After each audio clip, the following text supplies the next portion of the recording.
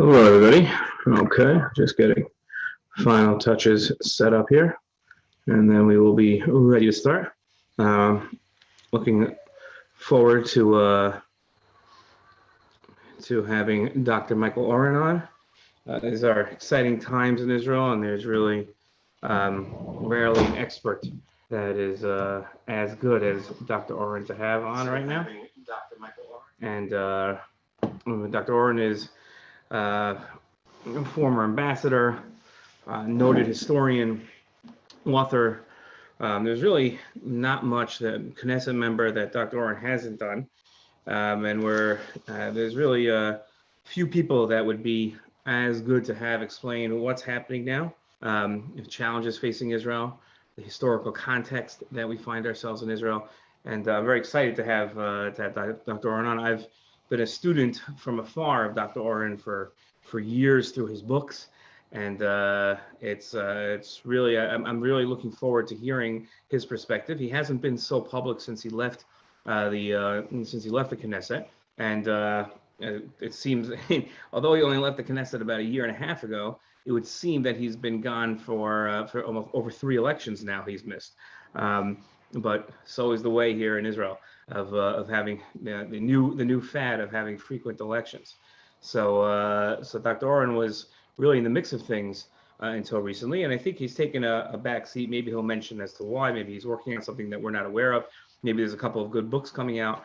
His last book was Ally, which was a book on the tumultuous Obama years, where he was the Israeli ambassador to America at that time, where he really defended Israel at a difficult time when the Obama administration did not get along so well with the Netanyahu administration, and especially towards the Iran deal, when things were heated up. And as much as our public saw it's a contentious relationship between President Obama and Prime Minister Netanyahu when the Iran deal was suggested, it's clear to everyone now that actually was happening for a couple years before the public was aware of it. So it's clear that the contention was going on for years. When we thought it was over things like settlements and growth in Judea and Samaria, a lot of it was really was there festering the entire time from the Iran deal. That again, the public wasn't aware that negotiations were going on. So that's something to keep in mind, that Dr. Oren wasn't just the ambassador to America, but was there when there wasn't the cordial relationships that we expect now. At the same time, there was tremendous cooperation when it came to security. So that's something that we're gonna want to hear about from him, and I think that it's going to be interesting to hear his perspective of what he's doing, where he's going. His book on the 6-Day War is probably the most authoritative book that people can get a hold of on the 6-Day War. It really takes you through the 6-Day War, explains to you what happens in the 6-Day War, the ramifications of the 6-Day War. So if you haven't read that book, that's where I would suggest you start. And Ally is more contemporary of times, but he's written other books, the relationship of the U.S.-Israel relationship. He's written the authoritative history of it and how far back it goes, really educating everybody to understand that the U.S.-Israel relationship is older than Israel, even older than America. It goes back to the Pilgrims and the founding fathers, who all saw a sort of a rebirth of Israel in their own lives. So that's a longer read and more academic read, his book on the U.S.-Israel relationship, but also a real essential read. So when you look at Dr. Oren's books and Ambassador Oren's books, you're really looking at the gamut of understanding Israeli history, the U.S.-Israel relationship, and there's few people that have the grasp on it from so many different perspectives, from the insider's look as ambassador, from the Knesset look as a member of the Knesset, from historian and an academic, which he was before, which a lot of us were introduced to him as an academic, as an author, and then were gratified when he became ambassador, because we said, who could better tell Israel's story? And he's joining us right now. So now we don't have to talk about him. We can talk to Ambassador Oren. Hello, Ambassador Oren. Welcome. Hi, Harry. How are you? Very good. How are you? I'm good. I'm well. Great. Great to hear. Okay. Okay, so before we jump into it and get started, because I want to get every minute that I can with you, I just have a small custom we do on our show. I like to give everybody a chance to answer Amen, especially during these times. I like to make a shahakol when I start, so I'm going to start with a shahakol. Amen. Okay, Dr. Oren, it is a great pleasure to have you with us, and this is really I told everybody before you got on that I feel like I'm a student of yours, even though I've never taken any of your classes and never had that privilege. But from your books and from the many speeches that I've attended of yours throughout the years, I feel like I'm almost speaking to a teacher. So and I'm sure that many tuning in feel the same way. And I'd like to start just if you could, in your own eyes, we could go through a biography that's easy, but in your own eyes, how do you see, what's your background, your current position, different responsibilities that you have nowadays? What are you up to? Probably start at the end. My current responsibilities are getting through the day. Okay. Playing chess with my wife, cleaning up here and there. But in the morning, I do some studying, do daf yomi. And yeah, little fill-in. It's all good. It's all good. But also writing what I call the Nimamin. I'm writing a manifesto about my vision for the state of Israel for the year 2048, on Israel's 100th birthday, what we should look like. And it's a piece that examines every aspect of Israeli governance, from defense to foreign policy to social policy, economic policy, relations between Jews and Arabs, relationship between religious and secular Jews, between Israelis and diaspora Jews. Each one is a section, and I've been waiting many years for this. I'm really taking my whole career and in various fields, military, diplomatic, political, and historical, and putting it together into one piece. In English, it's called Israel 2048, the Rejuvenated State. In Hebrew, it's called Yisrael 2048, 2048, Hamedina Hayechudit. And we'll see what this says, because there's almost nobody here or that's talking about Israel's long-term future. We've just gone through 3 rounds of elections. All of them were about one thing or one person, Benjamin Netanyahu. And nobody really talked about housing policy, diplomatic policy, what's the future of our relations with the United States, with other countries. So I think this is an important time to do that. And here, all of a sudden, I have the opportunity to do that. So that sort of segues naturally into my background, whether it be academic. I have all of told about 4 degrees in history, Middle Eastern history, and international affairs from Princeton and Columbia. I have been a visiting professor at Harvard and Yale and Georgetown, and a historian. I've written books about the Six-Day War, about the history of America's involvement in the Middle East, and about the relationships between the United States and Israel during the very challenging Obama period, my sort of a memoir. In addition, I grew up in a very assimilated household. I would say I read my bar mitzvah in transliteration in English letters, but was fascinated with Israel. Knew I was going to live here from a very early age. Came here after college with several of my buddies, went into the Army, was a paratrooper, eventually stayed on and became an officer, and participated in several campaigns here. And besides being a proud father, grandfather, and spouse, I had the honor of the greatest honor I've had so far was being appointed as Israel's ambassador to the United States from 2009 to the end of 2013. I always wanted that job, and culmination of a long career. But then I came back from that and had this great notion of running for Knesset and being in the government. Fascinating and very rewarding. I was the deputy minister in the prime minister's office, and I dealt with diplomacy with foreign relations around the world.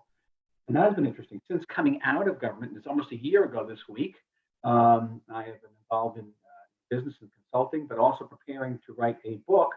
My next history book is called Creation, May 14th, 1948, the day of Israel's birth.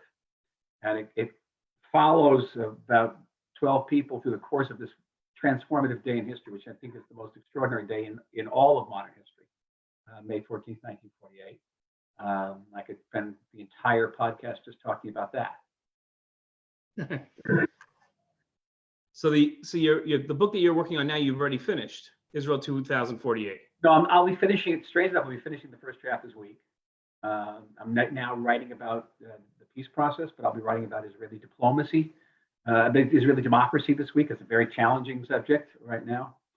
In addition, I should also mention that most people don't know this about me. I'm also a fiction writer. I published 2 novels previously, but in September, in Mirze, as they say here, God willing, I have a collection of short stories coming out called The Night Archer and Other Stories.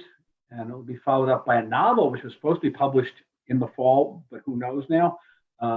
It's completed and accepted, and it's called To All Who Call in Truth. Interesting. Okay. And what would that be about? To All Who Call in Truth is my, I think, my most Jewish work to date. A lot of it takes place in a rather spiritually vapid conservative synagogue in the early 1970s.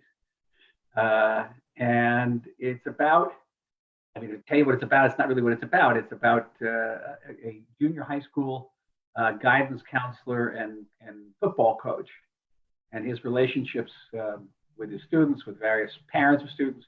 But it's really about love and loss and a deep and abiding need for fulfillment in life. Good. That's really covers the gamut of all of life here. I think you'll enjoy. I know you'll enjoy the short story book. The short story book is okay.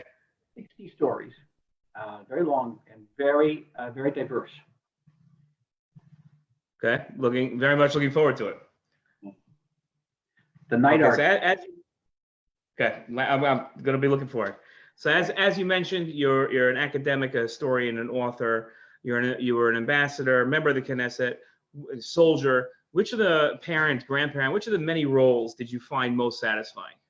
Well, besides being a parent and grandparent, of course, but sort of professionally speaking, there have been really 2. There was being ambassador, which was again the fulfillment of a life dream. When I was 15 years old, as part of a Zionist youth movement visiting Washington, I shook the hands of Israel's ambassador to the United States at the time, a gentleman by the name of Yitzhak Rabin. When I was 15 years old, I made a vow to myself that someday that's what I was going to be when I grew up. I was going to be Israel's ambassador to the United States. And later I worked for Rabin. And I must tell you, every time I went into a job interview over the course of 20, 30 years, and they asked me, what did I want to be when I finally reached my height, I said, I want to be Israel's ambassador to the United States. That was deeply fulfilling. And the writing, just, something very different. As an ambassador, you're out there, you're on TV, you're in front of audiences, you're in the Congress, you're in the White House. You're out there all the time. But as a writer, it's just me and, say, this computer that I'm talking to you on, alone, usually in the early hours. And it's a completely different experience, but a very deep level of fulfillment. Interesting. And what was it that you found so exciting about being an ambassador, being Israel's ambassador to the United States, that you really wanted to do it for so long? And what did you find satisfying when you were actually in the role? Well, there was the relationship between Israel and the United States. I love the United States. I love America. I love Israel. So it was being an ambassador for the 2 countries that I love. I always say that being ambassador from the land of my forefathers to the land of my father, and that was extraordinary for me. And the American system of government was fascinating. And I work with, on the American side, just the most extraordinary people. In both parties, even in the White House, which the White House was a difficult White House for us. I won't disguise that, the Obama White House. There were amazing people. Even the president himself, I had serious policy differences with him, but on a personal level, I found him to be just an outstanding and brilliant and very charismatic human being. I also felt that the job drew on my strengths. And these were skills that I had honed over the years, whether it be learning to interview on television, which took a long time and took a lot of knocks before I got it down, writing op-ed columns, understanding the vast diversity of the United States in different communities and how to talk to those communities, whether it be the African American community, Latino community, talk to different branches of the Jewish community. That was truly a skill one had to hone. Public speaking, all these skills I had developed over the years, and then the history. Knowing the history of the United States, knowing the history of American-Israel relations, the history of the United States Middle East relations, was an immense tool for me. And I drew on it all the time. Interesting. Okay. In what ways, if I could ask? Mhm. In Well, what ways did you draw on the history? so funny. It just comes to mind a random notion. I'll give you a small story. Okay. um, One of my first times I was summoned to the Senate. You can be in diplomacy, you can be invited, you can be asked to come in. To be summoned, usually you're coming in to get excoriated, to be dressed down. And I got called in by Senator Dianne Feinstein of California. She's actually a member of the Jewish caucus, but very progressive and often very critical of Israel. Okay. She had read an article, someone on the staff had told about a plan of the Israeli government to take down all the Arabic road signs with the Arabic names for Jerusalem. You know, in Jerusalem, Yerushalayim, we say in Hebrew, but in Arabic, they say Yerushalayim al-Quds. Al-Quds. And there was a plan of the government to take it down. It came in the newspaper. So on this, I get summoned in. So I get coming in and I said to Senator Feinstein, you know, you understand this came in the newspaper. It's a suggestion in the government. But before it goes to government, it has to go to Knesset. And then after it goes to Knesset, it has to go to the Supreme Court. And between you and me, the chance of this passing ever is less than negligible. But also keep in mind, you know, just as in Israel, place names have a very serious weight. They are full of gravity. And as it is in the United States, you know, if you travel 20 minutes out of Washington, D.C., you come to a place called Manassas, Virginia. Now, in 1862, there were fierce battles fought there, but nobody in the North ever heard of the Battle of Manassas. You have to live in the South to have heard of the Battle of Manassas. In the North, it's called the Battles of Bull Run, First and Second Bull Run. And so you see, I don't see any signs outside of Washington, D.C. pointing to Bull Run, not a one. History helps. Very interesting. Okay. That's great. You like that? Okay. Yeah. I did like that one. I will definitely be quoting that for probably the rest of my life. But yes, that's great. Bull Run. Look for a sign for Bull Run outside of Washington, D.C. You won't find it. Won't find it. That's it. Okay, great. You wrote a book that was heavily critical of President Obama and his administration, ally. And so now that there's a new administration, how do you feel about President Trump and his administration in regards to Israel? Well, it's almost like a mirror image in certain ways, in the sense that you know, here the Obama administration, the president himself, was highly critical of our policies in Judea and Samaria and Jerusalem. We had deep and abiding opposition to his policies toward Iran, the Iran nuclear deal, plus other regional issues.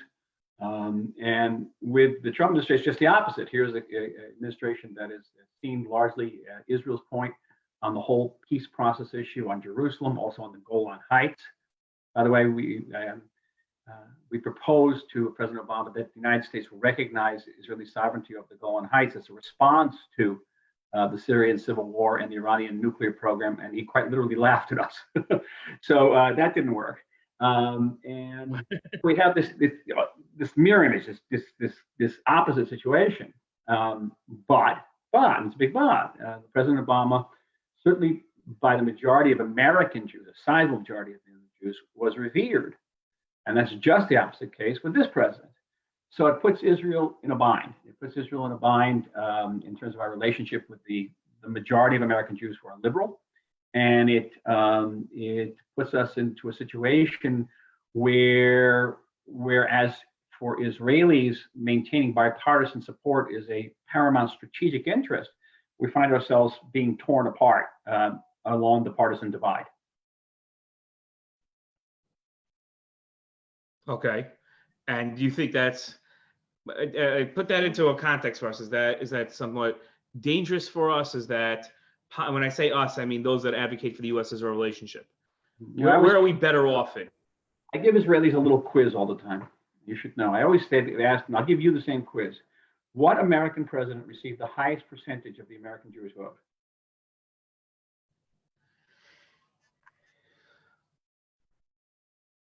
I want to say, just because I know you're coming at an angle where it shouldn't be, but I want to say Jimmy Carter.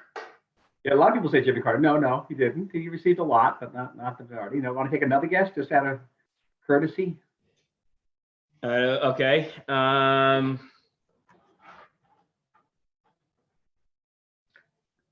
Is it possible it's JFK?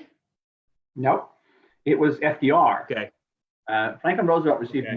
94% of the American Jewish vote. You know what he did to save European Jewry? Very little. Zero. Zero. That's a Democrat. Okay. The Jewish people should never be in the pocket of anybody.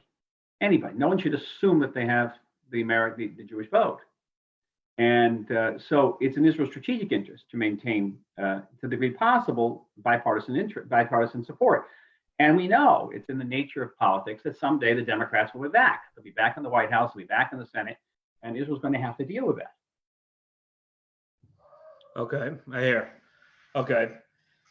So I'm still okay. I'm gonna let it pass. All right. But that's it's interesting. When I was a rabbi at Beth Jacob in Los Angeles, and there were three plaques. The right that shuls have. They have these like yurtzeit plaques. So Beth Jacob's an old synagogue, and they had three plaques for FDR. That congregants had purchased as if it was like their own family members. In memory of him when he died, and I petitioned the board of directors to take them down. And because we had survivors in the synagogue, I said, how could we have memorials to the Holocaust at the same? It didn't go anywhere though. So that was you were right. But you were right. Yeah. Okay. I'm with you. We live in. I'm sorry. I'm with you on that one. Mm-hmm. Yeah. We live in like this 24-hour news cycle where every minute is what we're watching, and we're not, it's hard for us to gain perspective and to think long term, both in the future, as you talked about your book and Israel 2048, and also to take a historical perspective. And especially when it comes to Prime Minister Netanyahu, it's almost like a daily, something new is happening with him, and we're trying to understand what the next step is. You're a historian. You have a greater perspective than probably most of us do. Could you put Prime Minister Netanyahu in sort of a historical perspective? What would people think 50 years ago, and what are people going to be thinking 50 years from now about him? Good question, because that's always it's a difficult game to play. The famous story of Henry Kissinger visiting China for the first time in the early 1970s and met Chinese leader Zhou Enlai, and he asked Zhou what he thought whether the French Revolution was a success or not. And Zhou's response was, "It's too early to tell." That was 200 years later. So 50, 100 years from now, my sense is that people will look back at Netanyahu as a person who ushered and presided over Israel's transformation from a largely lower middle class, agrarian, low-tech society to a highly stratified, economically and socially stratified country that was a high-tech and military and foreign policy superpower. We're regularly listed as the number 8th most powerful country in the world. That's amazing. And Netanyahu really presided over that with a long list of reforms. He also kept Israel at peace. And that's forgotten. People understand this best with the Palestinians. The Palestinians will say to me in quiet, Netanyahu was the Israeli prime minister who killed the fewest Palestinians. And it's interesting for the guy who's considered such a mega hawk, especially among his critics in the United States. Here, he's considered just the opposite, and a person who was very war adverse and has kept us out of war recently, again, repeatedly in the face of Hamas rocket fire. So he'll be remembered that. There'll be some footnotes about his problems, his legal issues, as they were for certain presidents, say, for example, like Ulysses Grant. But generally speaking, the Netanyahu period will be remembered as a period of, I think, economic prosperity, growth, and relative peace. Okay, interesting.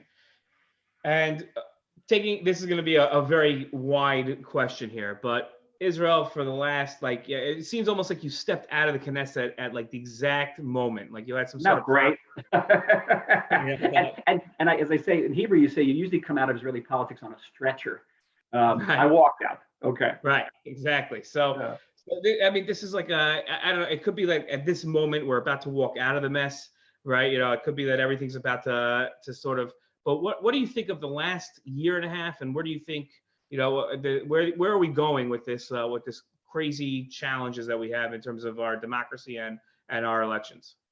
Well, I think that Israeli democracy, like any democracy, has many flaws, and I would hope we can address them. It's what I'm writing about in this book about Israel 2048, and I'm telling you about writing the chapter this week about Israeli democracy, and I'm talking about necessary reforms, not the least of which is to give teeth to the Knesset. The Knesset is not like Congress; it's not a co-equal branch of government, and in most cases, it really rubber stamps decisions made not only by the government, but even before the government is formed in the coalition agreement. But having said that, the fact that we have actually weathered 3 elections and that the voter participation in each election has not gone down but up says a lot about Israel's commitment to democracy. That prior to 2 days ago, the third largest party in this country was the Arab List. People who actually don't recognize the state of Israel as such, its legitimacy, doesn't salute its flag, doesn't sing its national anthem, says a lot about how flagrantly democratic the state of Israel is, and I'll take it up. I'll compare it to any democracy in the world. And having said that, we've come through this difficult period. We have something of a unity government right now. First of all, I think it's kind of a win-win-win situation. It's certainly a win for Netanyahu, who gets to remain prime minister and certainly appear in court as prime minister, which is very important for his defense. It's a win for Benny Gantz, who probably would have been overthrown by his own party had he gone for a 4th round of elections. And now he gets to be not just in government, but a senior partner in government and a chance of being prime minister. I can't tell you what the chances are, but a chance. And in Israeli politics, many times you just want to survive another year. It's a long time, a year and a half. It's a win even for Yair Lapid, who gets to be the head of the opposition now, because Yesh Atid is now the 3rd largest party. It edged out the Arab party. And the head of opposition in Israel is a senior position. You get security, and you meet foreign leaders when they come. It's a very serious position. So for Yair Lapid, it's a promotion. You get promoted, right? And the most important thing is that Israel gets a government, and this is important in terms of our foreign relations. We have become something of a laughingstock in the world. It is exceedingly important for dealing with this crisis of coronavirus. And once the coronavirus is behind us, we're going to start dealing with the Trump peace plan. And I think this is a stable and representative government for dealing with that plan. Okay. Now, I wasn't going to ask you about it, but you brought it up. What are your thoughts on the Trump peace plan? It's the best plan we've ever had. Now, that may not be saying much, because every plan we've ever had absolutely no bearing with reality. Every plan was sort of predicated that somehow Israel was going to uproot tens of thousands of its citizens from Judah and Samaria. We were going to redivide Jerusalem. We were going to give security. We're going to give control over our security to the Palestinian Authority. I mean, it was insane stuff. And also assuming that the Palestinians were going to recognize Israel as a Jewish state and give up on the demand for refugee return and all the things that the Palestinians are never going to give up on, because they can't, because it's who they are. So none of these peace plans had any bearing on reality. This is the first one that does. And not to take any undue credit, but I was involved as an advisory role with this, and some of the ideas I saw that I first presented in a Wall Street Journal article in 2015 called the 2 states situation were incorporated in it. And that is, the basic idea is, first of all, let's not try to reinvent the wheel. You basically have a 2-state situation in Judea and Samaria, where you have areas A and B which are under Palestinian control. They've got a flag, they've got a police force, they collect taxes. If Mahmoud Abbas, had enough guts, he'd stand for re-election. That's a state, okay? It's not a sovereign state in the way we understand it, but it's a state. And let's not try to change that too much. Let's just take that reality and strengthen it with economic aid, strengthen it, in terms of its security.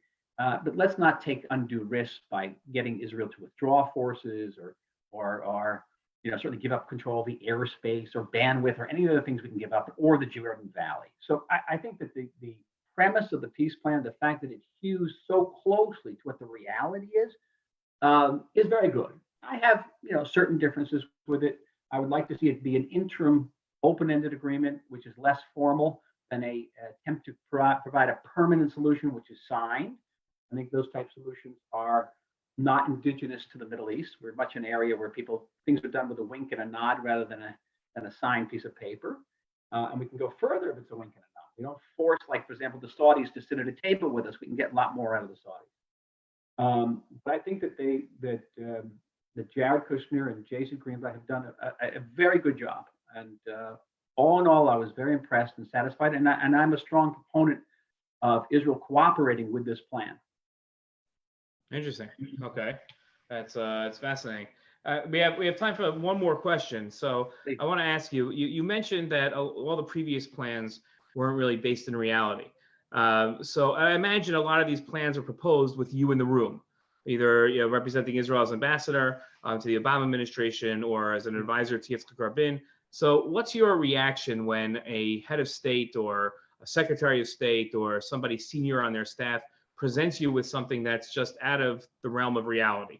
And they're very serious about it. They think this could work. And it's not just that leader. In Washington and in large areas of American academia and world academia and the media, there is a peace establishment. And that peace establishment was predicated on several assumptions. One is that everybody knows what this peace is going to look like. You heard that one? Right. That's being based on the 67 borders, maybe with swaps. There's going to be some type of redivision of Jerusalem. We're going to have to move settlements around. The Palestinians are going to somehow recognize the Jewish people and their right to self-determination in the land of Israel. All these things, none of them were true. Right. Zero. I mean, it's an extraordinary phenomenon that you have this massive peace establishment, funded, major research think tanks in Washington and elsewhere, all funded, all proceeding on utterly false suppositions. And now, as an ambassador sitting in a room and listening to this, my position was, listen, let's not lose sight of the big picture. My advice to the prime minister always was, let's do as much as we can, or go as far as we can, to satisfy President Obama on the peace issue. Because when it comes to the Iran issue, we're going to want to dig in our heels. So let's not look like we're saying no to everything. Just say yes. Under the assumption, here's my assumption, that over the last century plus, the Palestinians have never proved even once that they're capable of sustaining a nation-state structure. They hold the world's record for rejecting two-state solutions, going back to the 1930s, right? You can give them a state tomorrow, they're going to turn it down. You can give them Tel Aviv tomorrow, they're going to turn it down. Let them be the people who say no. We'll say, oh, yeah, yes, and then we'll proceed. And that was my advice. I used to call it to the prime minister, call it rope-a-dope, at after Muhammad Ali. Just take the punches, roll with it, smile. The prime minister wasn't built in that way entirely. He went a certain direction. He did give the Bar Ilan speech, to his credit. So I had to sort of like grin and bear it. So this peace plan then comes as a tremendous relief. I think that the Trump peace team has taken on this whole establishment and has questioned all of these assumptions. And it's pretty extraordinary. It's amazing. It's, to my mind, not perfect, but it's a big improvement. Yeah, that's good. Okay, listen, I'd like to keep you here all night long, but I said it only have you for there's so much going on here, really. Exactly. I'm very much thank you very much for coming on. I'm very much looking forward to the next. It sounds like 7 or 8 different books coming out. Different books. Yeah, I'm a busy guy. Right. Stay healthy, okay, and sane. Thank you. Very important. Yes. Thank you to you as well. For so everybody watching, thank you for tuning in. Tomorrow night we have Racheli Frankel, a tremendous Torah scholar, who will be with us, and Dr. Oren, Ambassador Oren. Thank you so very much for joining us. It was a pleasure having you. All too. Bye bye.